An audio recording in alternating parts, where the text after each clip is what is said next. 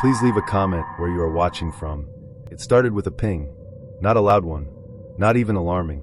Just a quiet little chime on my phone that said, "Unknown accessory detected near you. This item has been moving with you for a while." I was sitting in my car, engine running, waiting for the coffee shop drive-through to inch forward. Still half asleep. I saw the notification and thought, weird. Probably someone's Bluetooth speaker. But it wasn't. It was something else. Something planted. And it led me back to Anessa. We matched in mid-June. I remember because it was the same week I decided to take a break from dating apps. And then, of course, I matched with someone actually interesting. Anessa had this kind of effortless edge to her. Her photos weren't over-edited or posed. One was a blurry shot of her laughing at a house party. Another showed her tuning a guitar. In her bio she wrote, "I like rainy nights, horror movies, and people who don't flinch." We messaged for 2 days before meeting up. She was sharp, funny, a little dark in a way I liked. We joked about which of us would turn out to be the serial killer.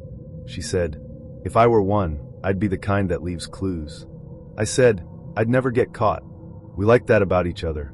Our first date was drinks at a rooftop bar downtown. She wore this deep green jacket that matched her eyes and boots that made her look like she could either break my heart or my kneecaps. Maybe both. We talked for hours.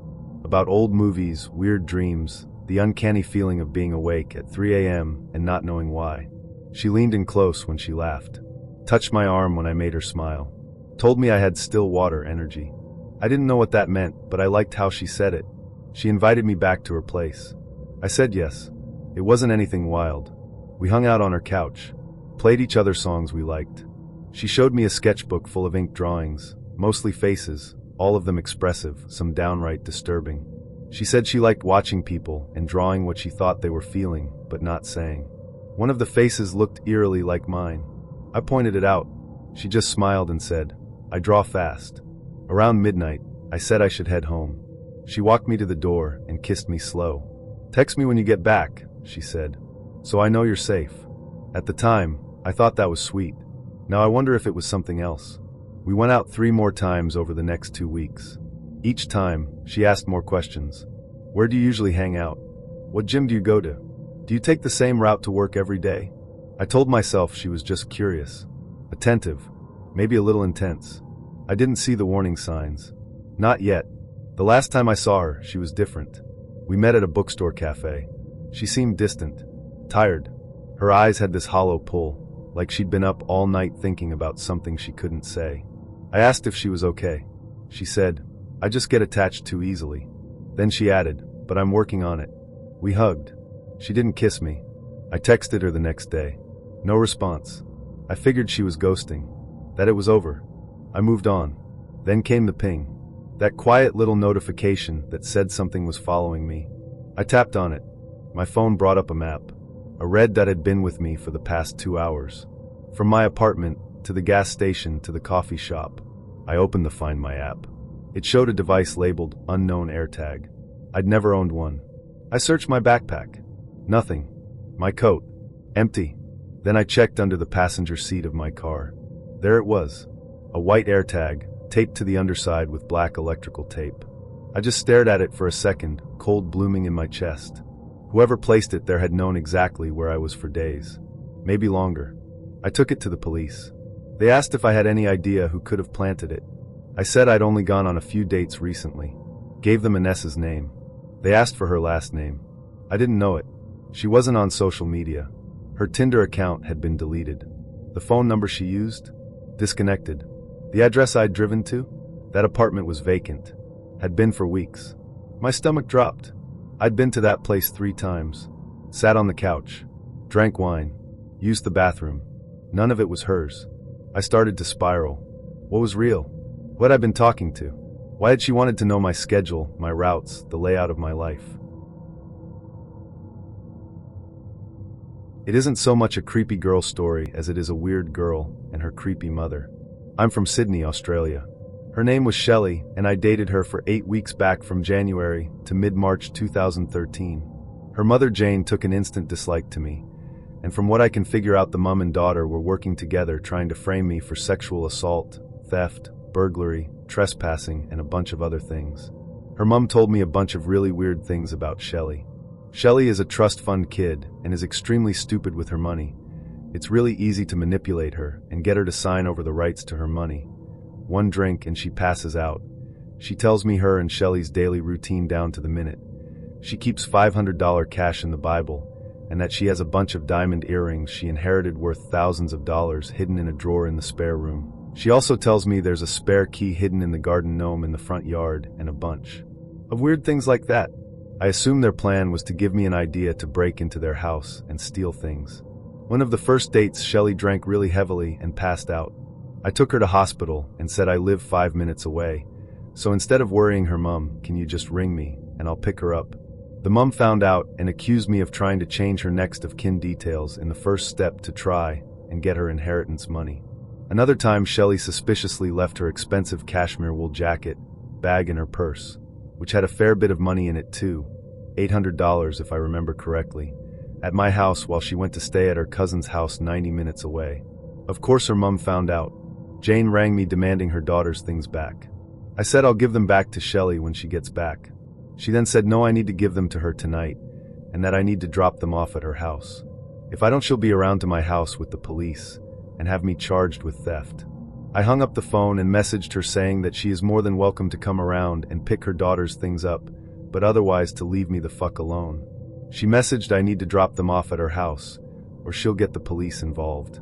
I messaged back pick them up at my house or wait until Shelly's back, take it or leave it. Her daughter rang me 10 minutes later, saying I better not damage her stuff, or mom says you'll have hell to pay. You break it, you bought it. I told Shelly the same as what I told her mom. Her mom is more than welcome to come around to pick them up. But I'm not dropping them off. The mom came around to pick them up the next day, but before she did I asked her to write me a note saying the jacket and bag isn't damaged, and the money is all there, or I'll only give them to her daughter. I had the MP3 recorder on my phone recording the conversation. The phone was in my pocket, but she didn't know what I was doing. She wrote a note saying they weren't damaged and the money is all there, and I asked her so the things look good and the money's all there? She replied in a bitter tone, yes, you're lucky this time SK 1711. I got her on tape admitting everything was in good condition and the money's all there. I think her plan was to get the clothes, bag and purse back and damage them herself, and say I stole her money as well, and then blame me and go to the police about it or small claims court or something like that. Luckily nothing came from it though. There's no way ID forgot my wallet if it had that much money in it. Hell, I wouldn't even have that much cash on me. I'd keep it in the bank and get it out of an ATM. And if I'm only 90 minutes away, I'd drive back and get it. Another weird thing Shelly did was ring me and say that her brother rapes her all the time and she's been raped twice this week by him. And that whenever she tells her mom about it, her mom just laughs and says you're imagining things. I actually knew her brother and had him on Facebook and know for a fact he wasn't in Sydney, nor has been here for over a year. He lived on the other side of Australia. He's in Perth, which is on the other side of the country, and he hasn't been in Sydney for over a year. Americans. That's like me living in Jacksonville, Florida, and Peter living in Los Angeles. It sounded really odd, so I left it alone. I think her plan was to get me to tell the police or something like that, and then her mom would sue me for defamation of character. Another odd thing was neither Shelly or her mom had Facebook. The final straw was she told me and Shelly that she was going interstate to visit her sister for 2 days. She knew that I would go over to her house and try to spend time with Shelly. I did go over that night, and at around 11 p.m. she messaged her daughter, saying that she arrived at her sister's house 3 hours away. Literally 5 seconds after she got the message from her mom, Shelly got really touchy-feely and kept insisting we have sex.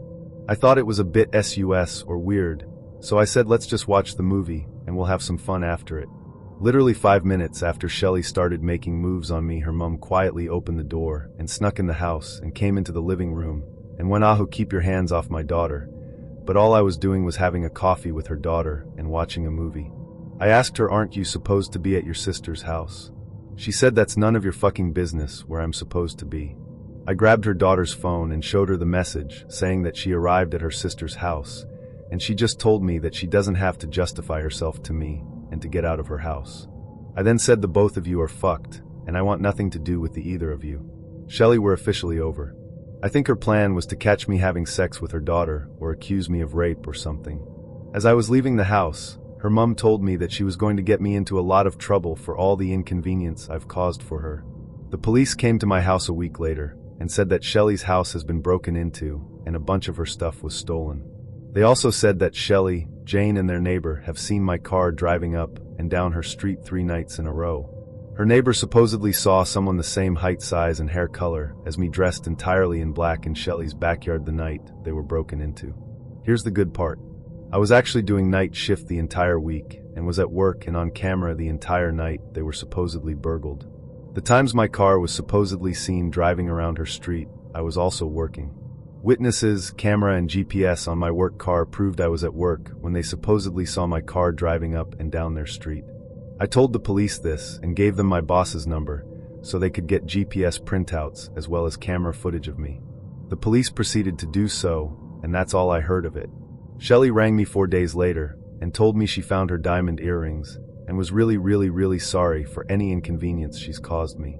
She sounded really worried too. I assume the police threatened Ed to charge them with making a false report. I think it hit her what sort of shit she could get into filing a false police report, and that I could potentially sue for defamation of character.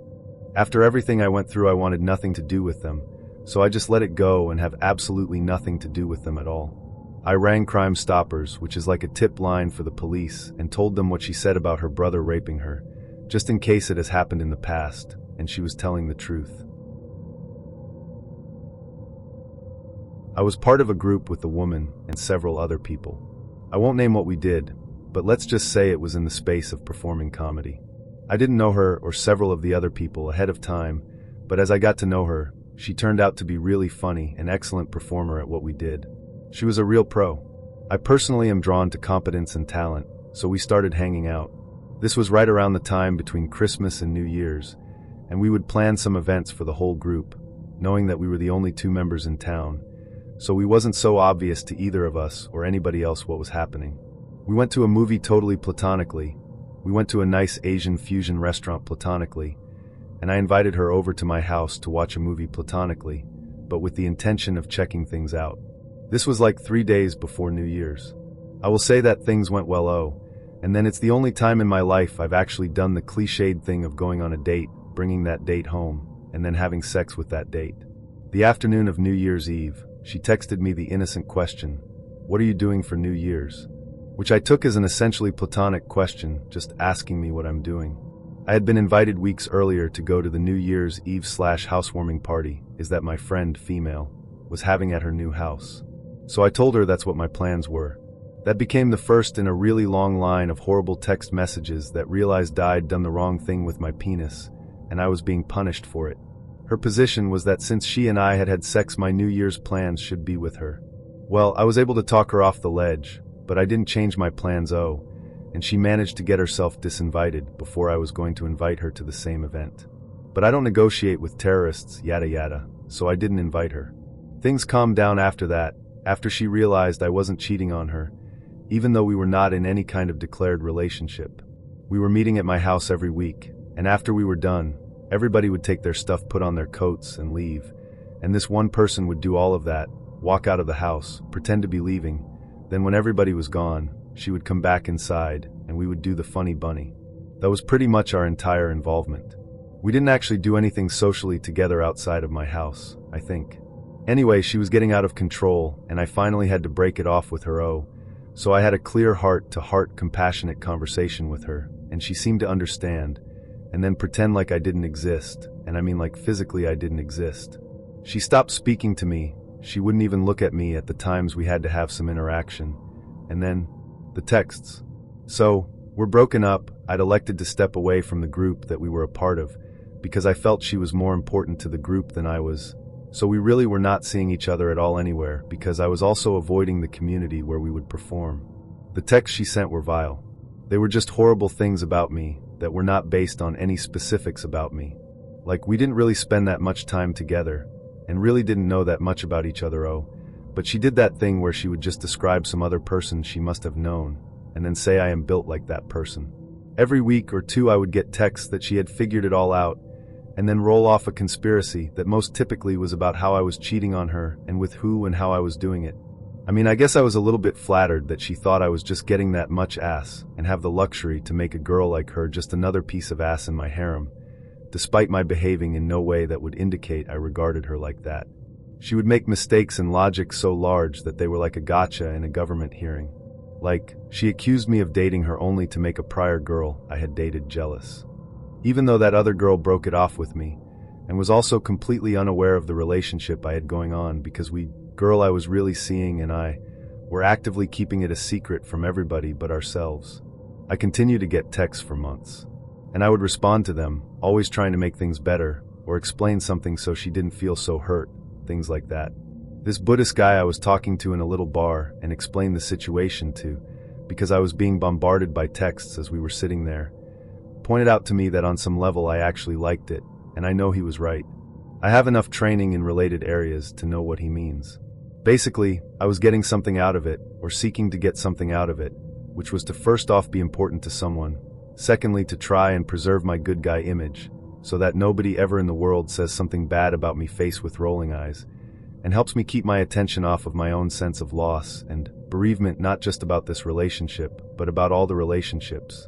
As kindly and compassionately as I tried to treat her, I just knew I was not cut out to be one of those people that's abused by their partner verbally and or emotionally, and I wasn't really interested in that, so the Buddhist's advice was to simply stop responding to the texts.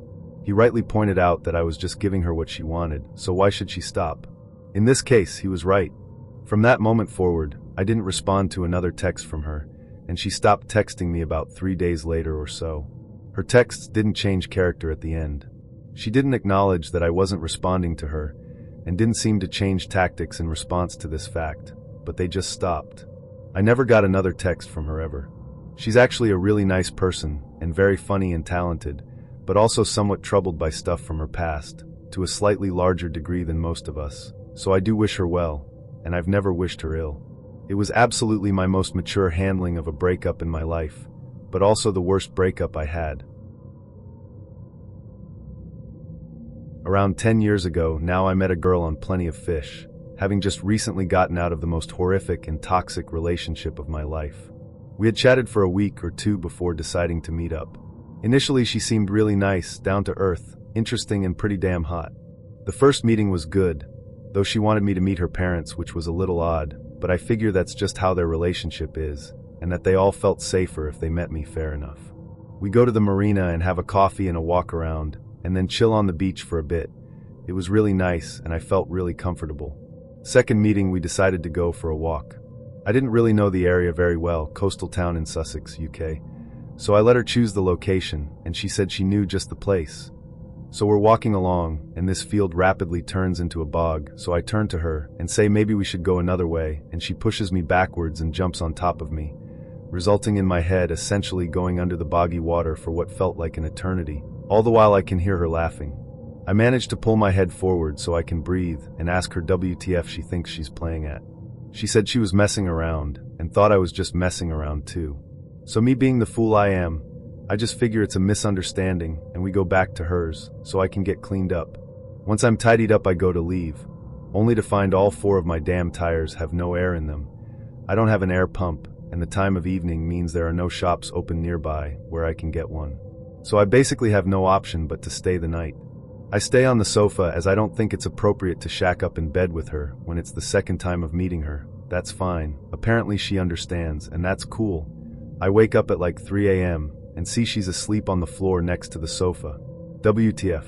I make my way to the shops first thing in the morning, get an air pump, and pump up my car's tires so I can go. I lived around 20 to 30 minutes away, and by the time I get back I have a missed call and a few texts, cute ones, so I figure that was sweet and don't think any more of it. She wants a third date, so I ask her where she would like to go, and she suggests a local venue, as her mate's band is playing there. So the day comes and I do the chivalrous thing of driving over to pick her up and take us both to this gig. We get there and there's nothing go on, there is nobody around, and the building isn't even open, so I'm pretty confused. She says she must have got the date wrong. Okay, maybe she did. She wants to come back to my place for a bit to see where I live, so yet again, naively, I go along with it. Things get a bit more passionate, and we have a good smooch, and I'm absolutely smitten, like the mug that I am. All of a sudden, out of nowhere, she says she needs to go and just gets up, leaves my flat, and goes to a car parked at the other side of the road, gets in and it drives away. I'm pretty confused. She's a good half hour from her house, and she's literally just got up and left my place and got in a car that was just sat there. Were we followed? I don't hear anything for a couple of weeks until one night shortly after I've gone to bed, maybe 3 a.m. I worked afternoon shifts into late evening. I hear a banging on my window and my phone is ringing. It's her, with her worldly possessions, ready to move in, screaming and shouting to let her in because somehow she's pregnant. It must have been the Immaculate Conception, as we only ever kissed FFS. She's telling me she's transferred from her job in her hometown to the same shop in my town, and that if I don't let her in she will kill herself and my apparently unborn child. Again, we only ever kissed. I refuse to let her in, and a neighbor threatens her, and she eventually leaves. She proceeds to leave me weird voicemails for a good few weeks, almost every day, making threats she was going to kill herself, and then making gargling sounds and screaming. I also noticed that she has somehow appeared on a lot of my friends' Facebook friend lists, so I then have to tell a lot of them what is going on. Eventually the calls go away, and I start to move on with my life. I move another 30-odd miles in a completely different direction after meeting my now wife, and I end up getting another job. First day on the new job, and I have to make a delivery to a shop, and I see her in the distance, and just freeze. I then run back to the warehouse of the shop, and figure she hasn't seen me, no problem, job done. Next time I deliver there, guess who is on the back door receiving goods? Also wearing one of my hoodies which I just thought I had lost somewhere. Yup, her. I explain to my bosses about the situation, and tell them I'm not prepared to make deliveries to that shop anymore as I don't feel safe, to which they initially laughed in my face until they saw I was genuinely upset about the situation. So that's fine and I don't have to do that anymore, great. But no, I end up delivering to several other shops in the area, and somehow she is at all of them at some point whilst I am there. This went on for a few months, and I ended up doing more work towards London, so rarely had to go that way after a while, but it always played on my mind every time I was given that route. Thankfully I have left that job now, and never have a reason to go that way again, but I swear I still look over my shoulder from time to time, and I often wonder what would have ended up happening if I had let her in that night, or indeed if I had just put up with it for a little longer. A few years back, my first GF broke up with me and cheated on me, so I was down and after a few months I tried dating apps. I am 27, and back then I was 20, so Tinder etc. was not that huge of a thing back then and here in Europe. Well, I met someone after a few tries and we dated and got together after a few dates. It all went really well in the beginning because we spent time together and we had spare time. Also, we both wanted the best for each other. After approximately 2 months it all went downhill. Really fast. She wanted me to spend 8 days a week with her. She got jealous over all of my friends, for example. I met an old classmate after a few years, which is male. No offense here, I am a straight guy FYI. And she started writing and calling me like crazy, and I asked if anything happened. She said no, and then I was wondering if we can't speak later. Well, she had a fight with me over the pick the friend, and I took of our reunion, and having a nice day. She also got abusive and made fun of me and my hobbies. Once I was helping out in a small festivity in my town, and made good money for working 3 days straight. She called me every 5 minutes what I am doing, and when I come home. I then told her I am at work and I will turn off my phone now, because she is annoying as hell and I am super busy. She insisted on coming to the place I worked with a friend of her. I said alright, but I don't have time to come out, just to say hi. She and her friend started drinking and 2 random dudes tried to hit them up. She called me again billions of times. I was literally freaking out and telling her if she doesn't stop I let security take her away from here. After work I was going to her place and wanted to ask what this all was about and why she would drink with a stranger. And then she, her girlfriend, and the 2 strangers are coming, and the 2 dudes start shouting my name and all, and I was so pissed off I wanted to leave, and she started a fight that they didn't hit up on her. I was like, yeah, for sure, and if I would have done that, she would have let hell loose. She said it would be different if I do that. The best things are yet to come. She locked me up once in her room and flat. I was shouting for help and called my brother and she threatened me. I was never get physical or anything, but I was needing help. And after that I broke up with her. I told her mother I can't bring up any more energy for this, and I wish the best for her. She understood me and was such a kind person. Well, and my then ex threatened me to kill herself. She wrote me everywhere possible and asked me to come back. I told her one final time I won't, and why in a kind way. She wrote me she takes drugs because her friends tried to help her to overcome me. I was telling her that doesn't make things better, and that her friends are shitty if they support you like that. Now, here we go.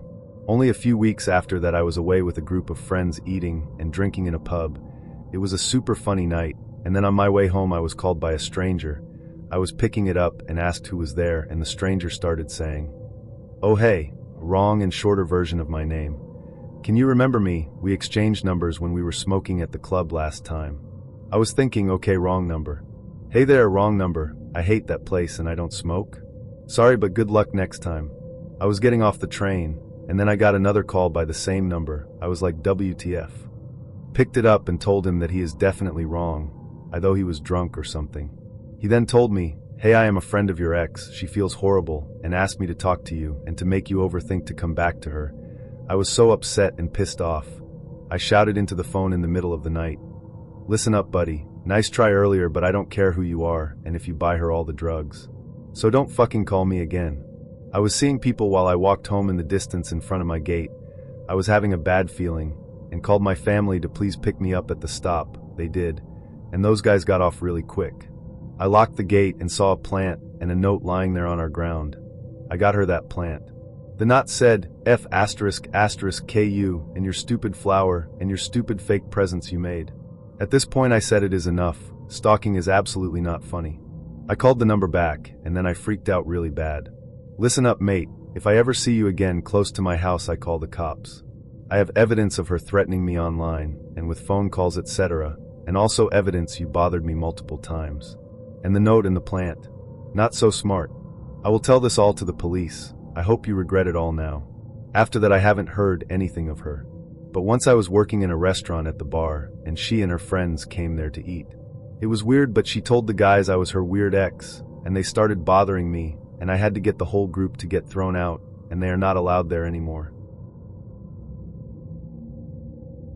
I have a few stories actually, but I'll tell you about one that I haven't told many people outside of my circle about.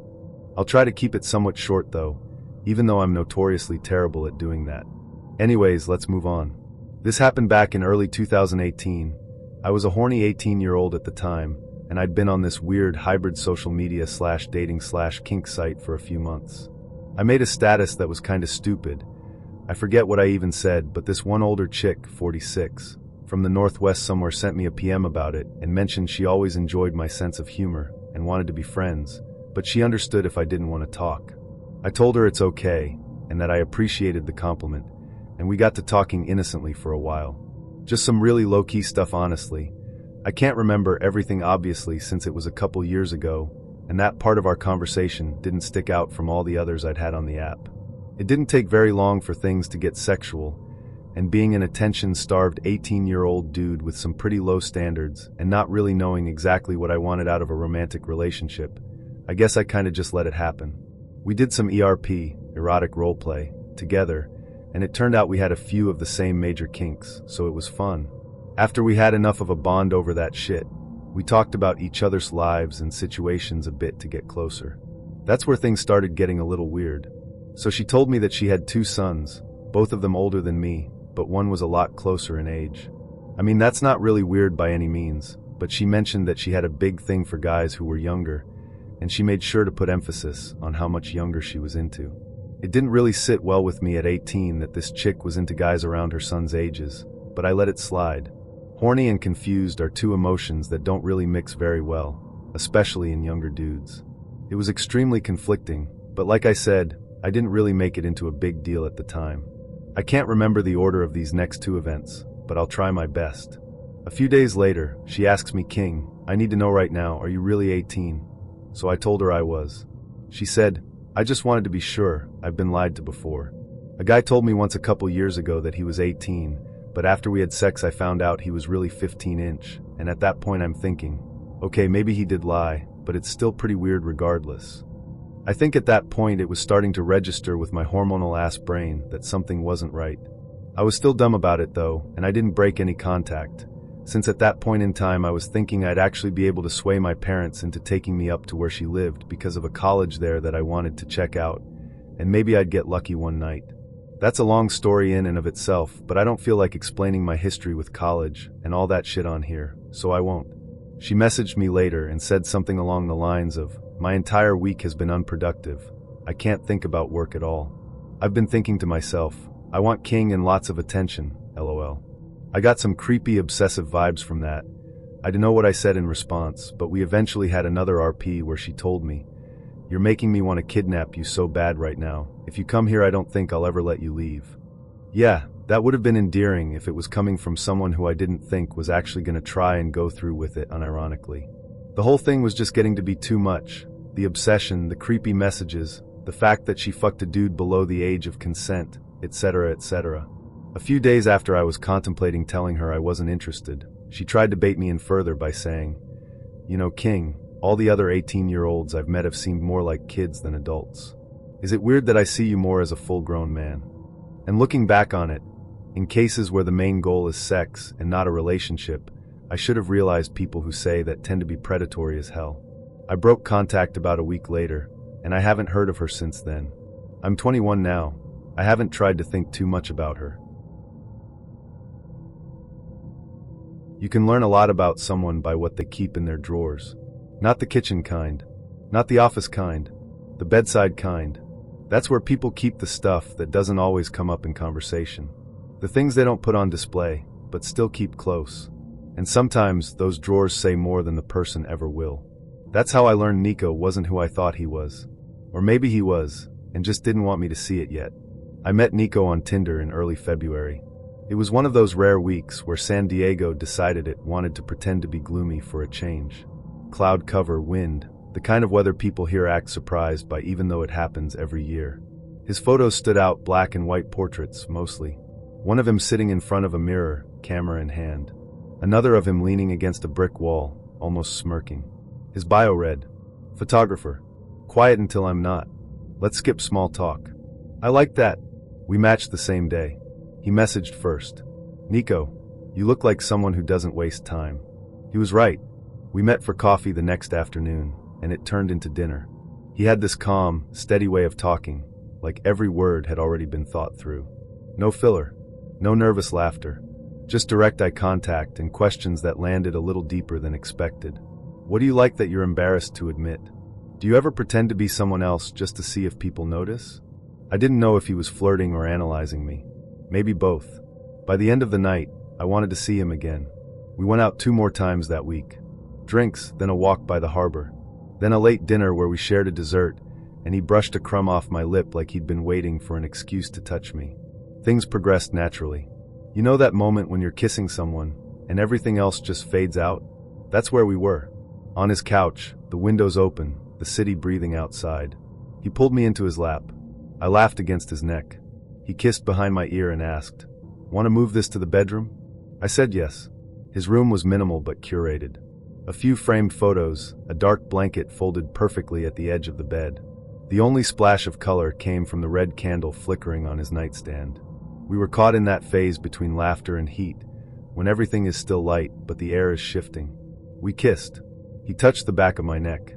I could feel the tension building, the kind that makes you forget where you are for a second. Then I reached for the drawer. I wasn't snooping. I just asked if he had protection. He nodded toward the nightstand. I opened it without thinking, and there it was. On top, a black box of condoms. Underneath that, a leather collar, a leash, and a red silicone ball gag. I froze, hands in the drawer, heart suddenly louder than it had been a second ago. I didn't say anything right away, just stared at the items. They weren't hidden. They weren't even buried. Just there, like they'd been waiting. I turned to him slowly, still holding the drawer open. He was sitting on the edge of the bed now, watching me. Calm. His shirt was half undone. His expression unreadable. I held up the collar, unsure if I was asking a question or just showing him the proof. He looked at me and said evenly, "That's not mine." Now, there's a specific kind of silence that happens after someone says something like that. It's not the same as awkward silence. It's heavier, slower, like the air itself is trying to figure out what to do. I blinked. "You keep stuff that isn't yours in your nightstand?" He didn't answer right away. Instead, he stood up, gently took the collar from my hand, placed it back in the drawer, and closed it. Then he said, "Let's not do this tonight." It wasn't defensive. It wasn't panicked. It was calm. Too calm. I left a few minutes later. No yelling. No confrontation. Just a quiet goodbye, and the feeling that I'd stepped into something I didn't understand. He didn't text that night, or the next day. I tried to rationalize it. Maybe it was leftover from an ex. Maybe he was into things he hadn't told me about yet. Maybe it was a conversation he didn't want to have without trust. But the way he said it, "That's not mine," just kept echoing. Because it didn't sound like denial. It sounded like a statement, a boundary, a warning. 4 days later, he texted, "Nico, sorry if I made things weird. You didn't do anything wrong." I didn't know how to respond. I typed and retyped a few replies. Eventually I settled on, "Me, do you want to talk about it?" No answer. But he sent a photo, one of his black and white portraits. A woman sitting on the floor, knees drawn to her chest, back to the camera.